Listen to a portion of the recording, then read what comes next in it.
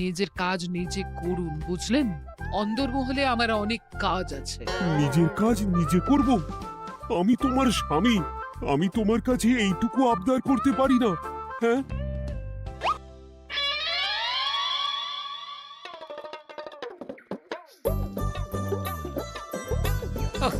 আজ গিন্নির সাথে বচসা করতে গিয়ে দেরি হয়ে গেল। মহারাজ আবার আমার দেরি দেখে রেগে না যান।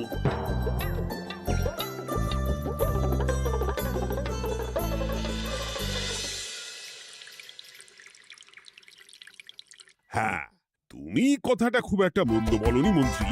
এতে রাজ্যবাসীরও উপকার হবে আর রাজকোষেরও খুব একটা চাপ পড়বে না। তাহলে মহারাজ সব ঘরে ঘরে এই বার্তা পৌঁছে দিই।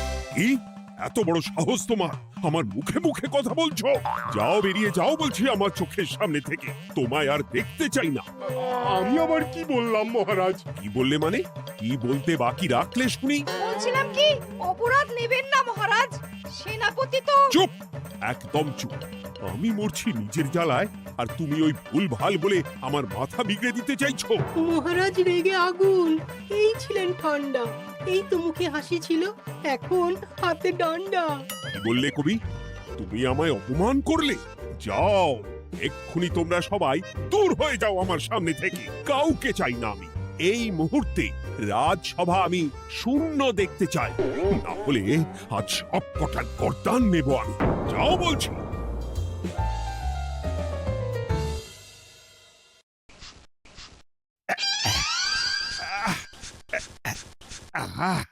একটু শান্তি হলো। ভেবেছিলাম রাজসভায় করব তাই রে নাই রে, রাজা দিলেন ঘাড় ধাক্কা, এখন সবাই বাইরে। সে তো তোমার জন্য, তুমিই তো বেমক্কা একটা এমন কবিতা বললে। কেন এইভাবে চড়ছেন মন্ত্রী মশাই? দোষ তো আপনারও। আপনি তো কি একটা বলে রাজা মশাইয়ের মাথা গরম করে দিলেন। আমি আবার কি বলেছি? আরে মহারাজ তো সেনাপতির ওপর রেগে গেলেন। আরে বাবা, আমি আবার কি করলাম? পণ্ডিত মশাই কি সব বলে দিলেন, তখনই তো মহারাজ। এই আমার নামে একটা অসাধু বাক্য বললেই আমি কিন্তু। এ কি কাণ্ড! কৃষ্ণনগর রাজসভার সভারত্নরা বাইরে বের হয়ে কি মহা হট্টগোল শুরু করলেন। মহারাজ সবাইকে একসাথে ঘাড় ধাক্কা দিয়েছে। ওরে বাবা, এতগুলো ঘাড়ে রাজামশাই একসাথে ধাক্কা দিলেন কিভাবে? আচ্ছা, দোষটা কে করলো? দোষ করেছে ও, দোষ করেছে ও, দোষ করেছে ও, দোষ করেছে ও। এবারেও কেউ একমত হতে পারলেন না কে দোষ করেছে। আচ্ছা বেশ, কি হয়েছে কেউ একটা খুলে বলুন দেখি। আমি বলছি, মহারাজ বেশ খোশ মেজাজি ছিলেন, কিন্তু হঠাৎ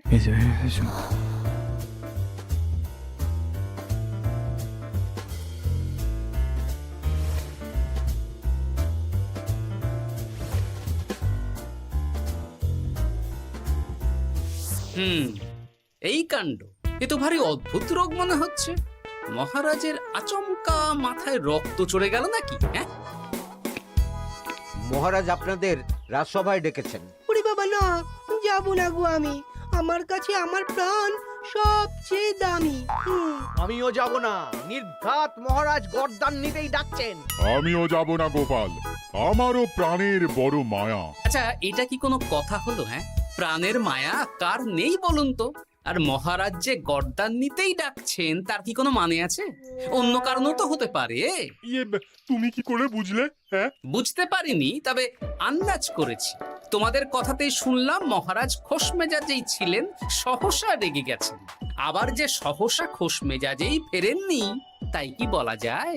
এটা তুমি বলনি তো বন্ধু, চলো সবে ফিরিয়ে আনি রাজসভার ছন্দ।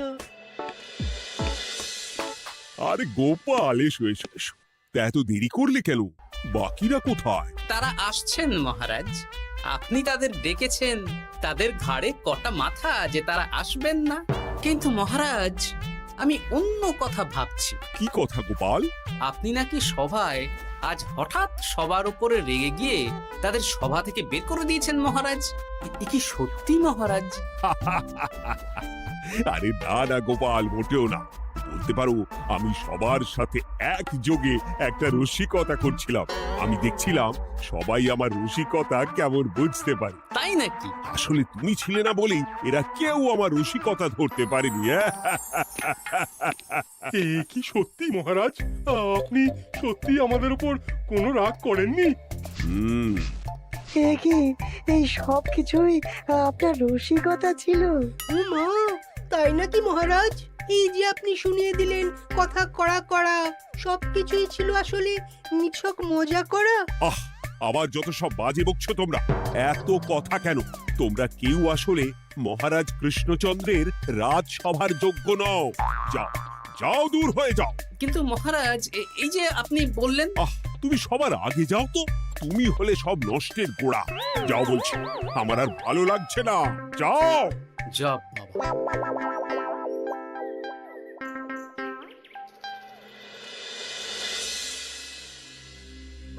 কি বুঝছেন?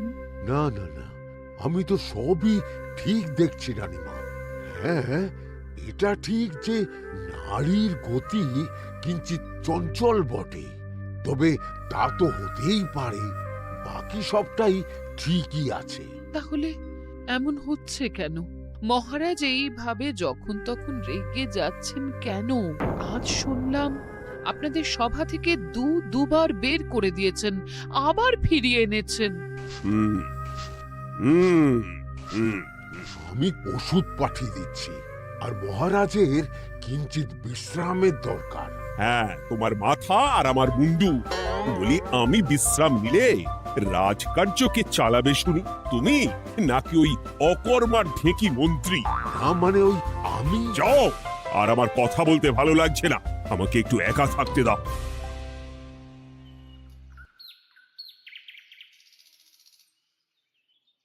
ব্যাপারটা কি বুঝলে গোপাল?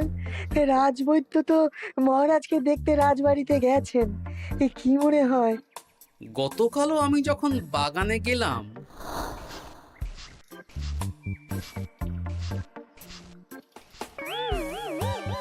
গোপাল, তোমার কি মনে হয় মহারাজকে কোন রোগে ধরেছে? এই রেগে যাচ্ছেন, আবার এই মাথা ঠান্ডা হয়ে গিয়ে ডেকে পাঠাচ্ছেন। আমি বলি কি গোপাল, তখন সবার সামনে বলিনি বটে, তবে এখন তোমার সামনে স্বীকার করতে বাধা নেই। কি কথা বিজ্ঞানী? মহারাজের এই রাগের কারণ হয়তো আমি। আমার মনে হয় আমার দোষেই উনি এরকম বারবার রেগে যাচ্ছেন। কেন? আসলে মহারাজ আমাকে একটা মাথা যন্ত্রণা সারার ওষুধ আবিষ্কারের দায়িত্ব দিয়েছিলেন, তো আমি অনেক চেষ্টা করেও সেই ওষুধটা আবিষ্কার করতে পারিনি। যেটা আবিষ্কার করেছি তাতে সেরকম কাজ হচ্ছে না। আমার মনে হয় ওনার মাথা ব্যথা থেকে এরকম হচ্ছে। সে যাই হোক, তুমি কিছু একটা করো গোপাল। মহারাজের অসুখ কিভাবে সারানো যাবে সেটা নিয়ে কিছু একটা ভাবো। ভাবতে তো হবেই। আজ সন্ধেবেলায় তুমি তোমার বাড়িতে বাকি সভাসদদের ডেকে আনো, আমি সমাধান সঙ্গে নিয়ে সময় মতো চলে আসবো। আচ্ছা বেশ, তাই হবে। আমি এখনই বাকিদের খবর দিয়ে দিচ্ছি। আর বিজ্ঞানী, একটু এদিকে এসো তো, একটা কথা আছে।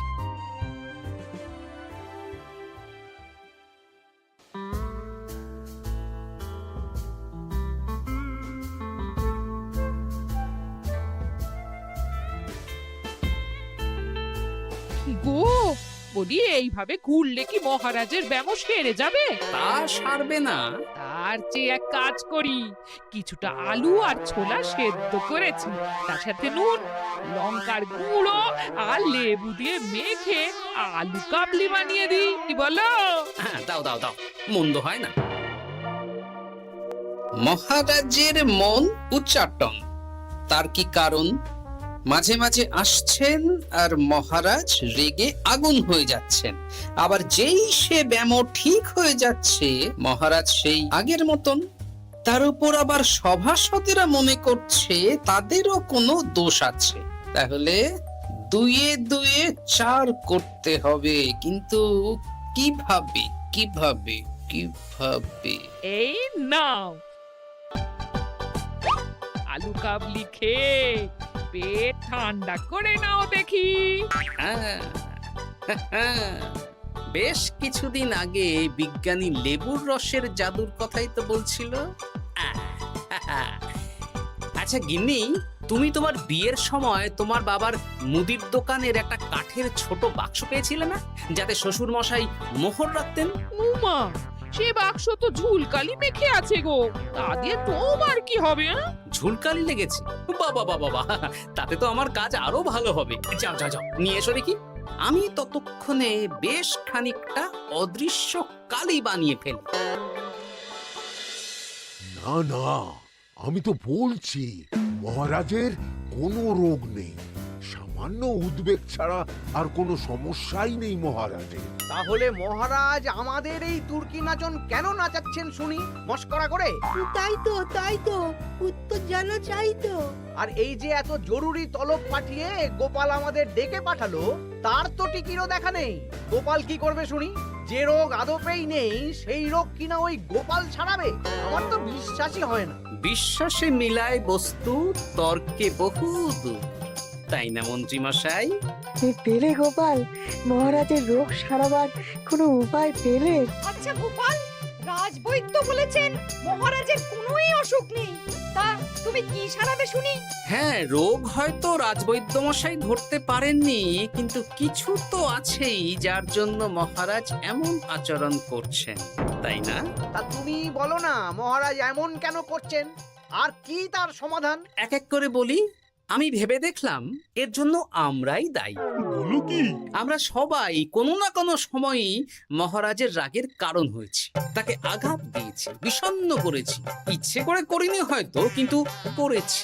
আর মহারাজ সেই সব কথা বুকে চাপা দিয়ে রেখেছেন। তুমি বলতে চাইছো অতীতে সেই সব ভুলের কারণেই মহারাজ এমন করছেন? আমার তো তাই মনে হয় সেনাপতি। আচ্ছা তর্কের খাতিরে যদি তাই ধরে নি, তাহলে এখন আমাদের কি করণীয়? আমরা তো কাল যন্ত্রে চেপে অতীতে ফিরে যেতে পারবো না যে সেই সব ভুলগুলো শুধরে দেব। তা হয়তো হবে না, কিন্তু কিংকর্তব্য বিমূঢ় বাবার আদেশ যদি মানি, তাহলে এই সমস্যার সমাধান সম্ভব মন্ত্রী মশাই। কি বললে? ত্রিকালজ্ঞ বাবা কিংকর্তব্য বিমূঢ়, সে আবার কি গোপাল? আছেন একজন জ্ঞানী ব্যক্তি, আমার খুব পরিচিত। তার দেওয়া একটা উপদেশ আমার জানা আছে। আমার বিশ্বাস তাতে মহারাজের এই সমস্যার সমাধান হয়ে যাবে। কি করে শুনি? এই কালি হলো অদৃশ্য কালি। কলম দিয়ে অদৃশ্য কালিতে কাগজের উপর লিখতে হবে। কি লিখতে হবে? লিখতে হবে যে মহারাজের সাথে অতি সাম্প্রতিক কালে আমরা যা যা অন্যায় করেছি তাই লিখতে হবে। কোনো মিথ্যে কথা লেখা যাবে না। তবে চিন্তা নেই, অদৃশ্য কালি, ফলে কেউ কারো লেখা পড়তে পারবে না। এইবার এই কাগজ ভাঁজ করে ফেলে দিতে হবে এই বাক্সে। বাক্সে তালা, তার চাবি থাকবে মন্ত্রী মশাইয়ের কাছে। আবার আমার কাছে কেন? পরে যাতে কোনো সন্দেহ না করেন, যা সন্দেহবাতিক মৌন আপনার। বললে এইবার এই বাক্স সারা রাত নদীর ধারে বটতলায় পড়ে থাকবে, চাঁদের আলো পান করবে। তারপর সকালে আমরা সবার সামনে এই বাক্স ফেলে দেব নদীর জলে। সবার অন্যায় সারা রাত চাঁদের আলো পান করে শুদ্ধ হয়ে ভেসে যাবে নদীর জলে। ব্যাস ব্যাস, আমরা সবাই পাপ মুক্ত হয়ে যাব। একদম সবাই শুদ্ধ হয়ে যাব, আর মহারাজের ব্যায়ামও সেরে যাবে। কিন্তু তুমি কোনো চালাকি করছো না তো গোপাল? অদৃশ্য কালিতে লেখার সাথে আমি আর কোন চালাকি করব মন্ত্রী মশাই? দেখুন, আমি একটা কাগজে লিখছি। কি কিছু বোঝা যাচ্ছে? সত্যি তো কিছু বোঝা যাচ্ছে না যে আদৌ কিছু লেখা হয়েছে কি হয়নি। তাহলে লেখা শুরু করা যাক। এক এক করে লিখুন আর কাগজ ভাঁজ করে বাক্সে ভরে দিন। আর হ্যাঁ, একদম মিথ্যে কথা লিখবেন না, তাহলে কিন্তু লেখাগুলো অদৃশ্য থাকবে না, ফুটে উঠবে। আচ্ছা গোপাল, বুঝেছি। কলম কালি মন, লেখে 3 জন। মিথ্যে কথা লিখে দিলেই ঘটবে অঘটন। আমি বাক্সটা নদীর পাড়ে সঠিক জায়গায় রেখে আসব। তারপর কাল সকালে সবাই মিলে এই বাক্স ফেলে দেব নদীর জলে। ঠিক আছে?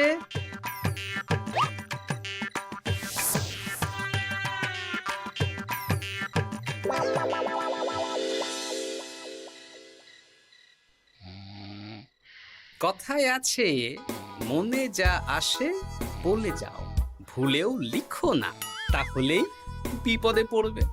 এদিকে কেমন সবাই নিজের নিজের দোষ লিখে বাক্সে ফেলে দিয়েছে। ভাগ্যিস আমি সবার লেখা কাগজগুলো রাতের অন্ধকারে বের করে আনলাম।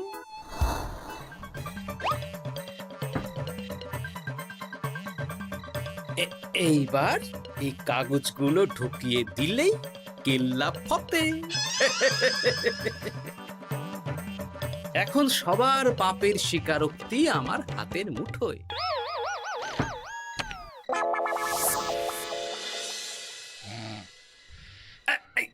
আরে, ও মা গো, ও বাবা গো, অগিনি বলি, নাক ডেকে তো ঘুমোচ্ছ, আমার পিঠটা একটু চুলকিয়ে দাও দেখি। ধ্যাত্তারি, এই জন্যই তো মাথাটা যায় গরম হয়ে। আরে, এই সহজ ব্যাপারটাই তো আমি বুঝতে পারিনি। মহারাজের অসুখ তাহলে এই। যাক, এই রাতের বেলাতেই একসাথে একটা ঢিল পেয়ে গেছি। এক ঢিলে মারবো 2 পাখি। রাজার অসুখ সারবে, আবার সব কটা পাজি শায়েস্তাও হবে।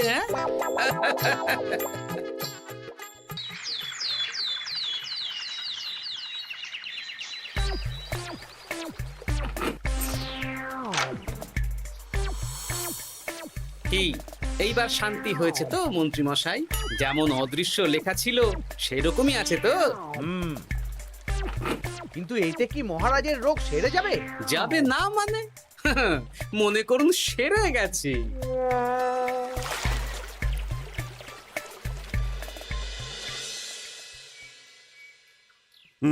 তাহলে আজকে সভার কাজ শুরু করা যাক।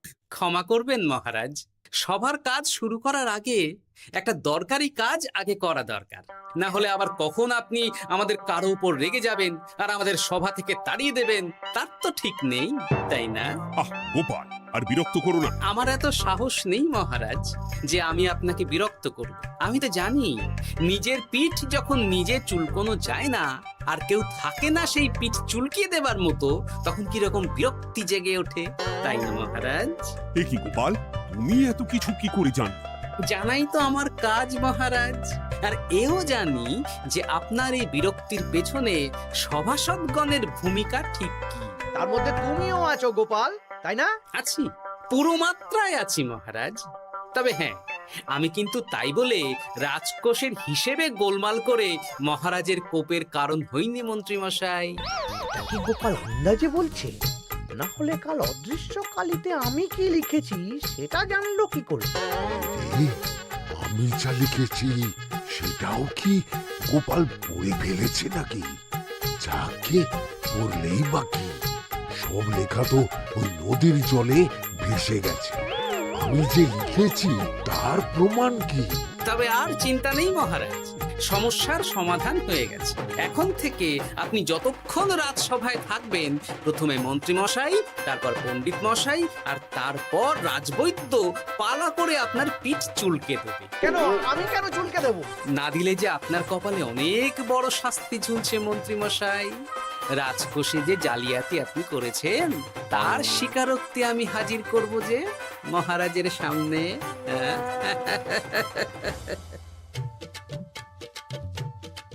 এই নিন মহারাজ, মন্ত্রী মশাইয়ের পাপের স্বীকারোক্তি। আপনি আগে মন্ত্রী মশাইয়ের লেখাটা পড়ুন, তারপর একে একে সকলের স্বীকারোক্তি দিচ্ছি।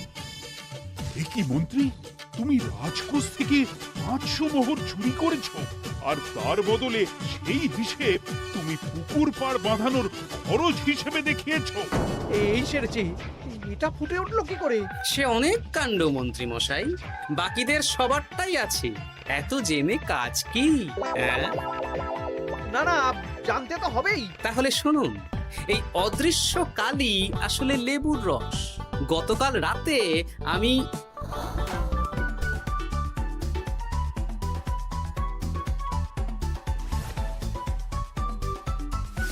এবার লেবুর রসে অদৃশ্য লেখা কেন বা কিভাবে ফুটে উঠলো সেটা বিজ্ঞানী বোঝাবে।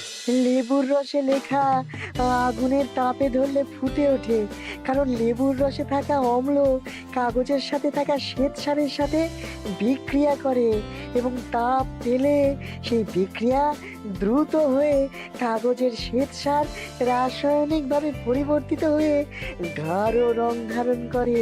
অনেক দিন আগে বিজ্ঞানীর কাছে ব্যাপারটা জেনেছিলাম, আজ কাজে করে দেখালাম। এবার মন্ত্রী মশাই দেখুন, মহারাজের সেবা করা ভালো না তার বদলে চাবুক খাওয়া ভালো?